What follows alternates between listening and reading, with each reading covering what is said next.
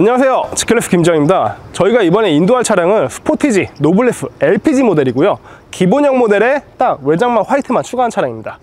올해 연말이나 내년 초에 이제 스포티지 부분 변경 모델이 나오는데, 뭐 그때 가서 어떻게 변경되는지 그건 한번 더 다시 확인할 거고, 저희가 인도하면 차량이 어떤지 간단하게 한번 설명을 드리고, 이미 스포티지 차량 자체는 나온 지가 좀 오래됐다 보니까 외관 부분, 이런 부분 좀 제외하고 보겠습니다. 스포티지 모델 같은 경우가 올해 연말에서 지금 내년 초 정도에 부분 변경돼서 나오잖아요.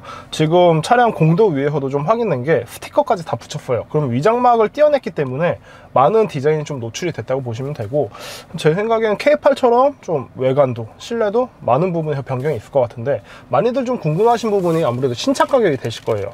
아무래도 요즘에 페이스리프트 되고 부분 변경되면은 신차 가격이 좀 많이 올랐고, K8 같은 경우는 한 400만 원 정도 올랐잖아요. 그런데 스포티지 모델 같은 경우는 뭐 자사의 소렌토 모델이 그 위에 있고, 경쟁 모델이 이제 현대 투싼 모델이 있다 보니까 K8처럼 신차 가격이 이렇게 뭐 400만 원 이렇게 올라가진 않고, 제 생각은 한 200만 원 중반대 요 정도 예상을 하고 있고요. 그 이유 같은 경우가 뭐 투싼 모델이랑 스포티지 늘상 신차 가격 한 100만 원 정도 차이가 났어요. 부분 변경된 모델에서. 현재 투싼 같은 경우는 부분 변경 모델이고, 스포티지는 그 전에 나왔던 모델이잖아요. 이게 엔트리 모델로만 그냥 따져보면 현재 신차 가격 한 200만 원 정도 차이가 나는데, 제 생각에 이렇게 부분 변경되면서 차 나오면서 한 100만 원 정도 갭 차이가 나지 않을까, 이렇게 예상을 하고, 늘상 좀 아쉬운 게 뭐 이제 기아차 같은 경우는 휠 옵션을 좀 넣어주는 경우가 있어요. 근데 반대로 현대차 같은 경우는 휠 옵션을 안 주고 내비를 준다든지, 그래가지고 이 모델 같은 경우도 지금 노블레스 모델이지만 내비는 빠져 있는데 이따 한번 보실 거고, 이번에 부분 변경돼서 이런 부분이 조금 더 개선돼서 나오면 어떨까라는 희망도 한번 가져봅니다. 그래서 오늘 출고하시는 고객님 같은 경우가 신차 가격이 얼마나 올라갈지 모르다 보니까 좀 경제성 있는 LPG 모델을 선택을 하셨거든요. 원래는 뭐 타셨는데요? 이전 대표님이 소나타 LPG 장기 렌트 이용하셨거든요. 근데 그분 같은 경우는 처음에 스포티지 하이브리드를 좀 생각하셨어요. 근데 스포티지 하이브리드 같은 경우는 신차 가격이 한 대략 3,700 정도 이 정도 하잖아요. 근데 비싸네요. 네, 이 모델 같은 경우는 뭐 이제 3,012만 원 정도 하다 보니까, 아무래도 월 대여료가 신차 가격이 높다 보니까 높게 측정이 되다 보니까 그냥 LPG 모델로 경제성 있게 이거를 선택을 하셨어요. 그리고 또 QM6도 한번 고민을 하셨는데, 저희가 견적을 산출할 때 얘랑 동일한 이제 신차 가격을 산출을 해봤어요. 근데 QM6 같은 경우는 저희가 장기 렌트 보시면은 만기시 인수 가격이라는 게 있어요. 이게 뭐냐면은 우리가 차를 구매를 해도 팔았을 때 대략 요 정도는 받겠다 라는 금액 형성이 되어 있는 거거든요. 잔존가치. 잔존가치라고도 하고, 그건 리스 쪽이니까. 근데 그 금액이 너무 낮다 보니까 신차 가격이 동일해도 월 대여료가 높게 측정이 돼요. 그래가지고 그냥 조금 기다리셔도 스포티지 이 모델을 선택하게 되신 거예요. LPG는 연비가 혹시 어떻게 돼요? LPG 같은 경우가 일반 가솔린 차량을 비교하면 대략 한 30% 정도 좀 저렴하게 나오거든요, 연비 자체가. 그러니까 우선 저희가 이전 영상에서도 뭐 전기차, 가솔린차 이거 연비 따지는 거 계산해봤는데 LPG는 그때 좀 빠져 있었어요.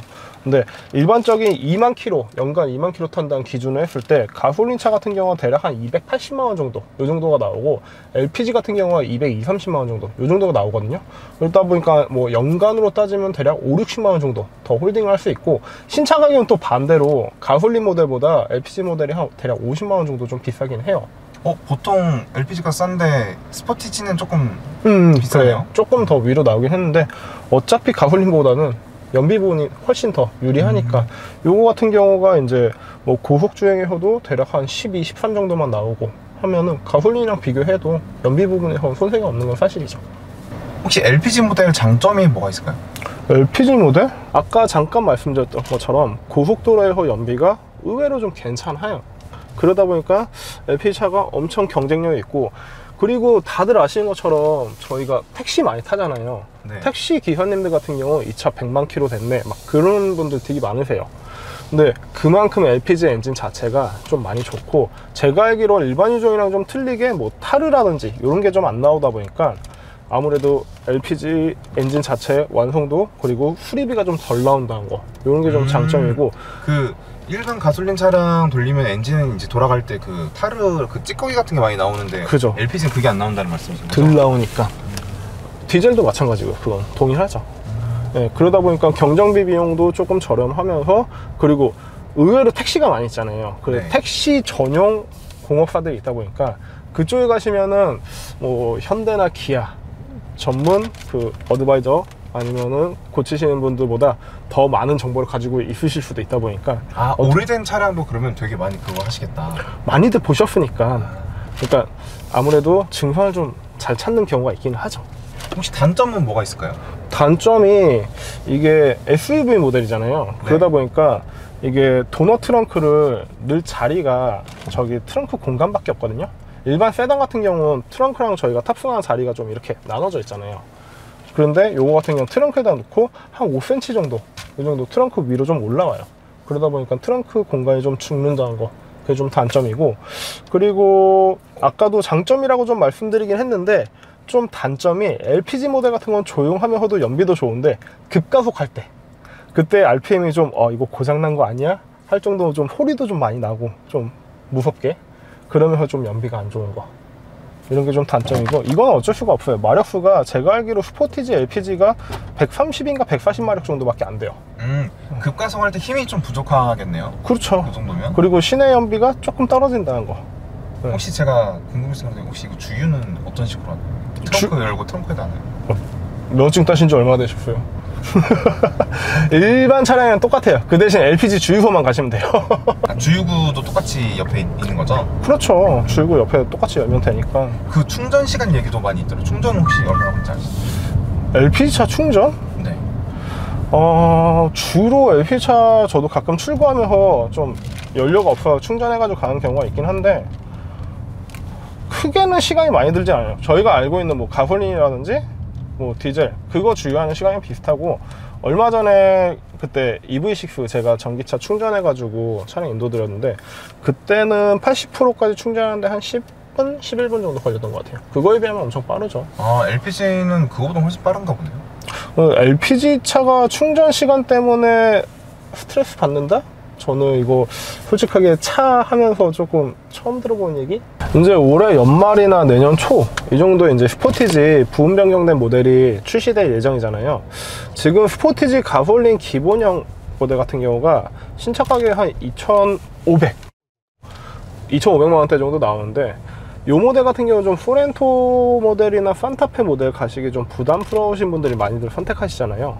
제 생각에는 뭐 부품 변경 돼가지고 디자인이라든지 뭐 실내가 좀 변경된 다음에 구매를 하셔도 좋지만, 좀 경제성 있게 현재 상태 모델 이거를 선택하셔도 좀 좋을 것 같긴 해요. 그 대신에 이번에 좀 부품 변경 되면서 신차 가격이 올라가되 조금만 그냥 희망이 있어요. 얘도 그냥 좀 내비게이션 그냥 기본으로 넣어주면 안 될까, 요런 생각이 있어요. 요거 같은 경우가 지금 8인치 디스플레이가 기본으로 들어가 있긴 해요. 그러면 후방 카메라는 있긴 하고, 이거 같은 경우 안드로이드 오토 핸드폰 연동해가지고 바로 쓸 수 있긴 한데, 뭔가 매번 출고할 때 보던 느낌이랑은 좀 많이 없어 보인다? 요런 느낌이 좀 있긴 하거든요. 커브드 디스플레이는 아니에요. 커브드 디스플레이처럼 보이고 여기가 딱 각져서 이렇게 끊어지거든요.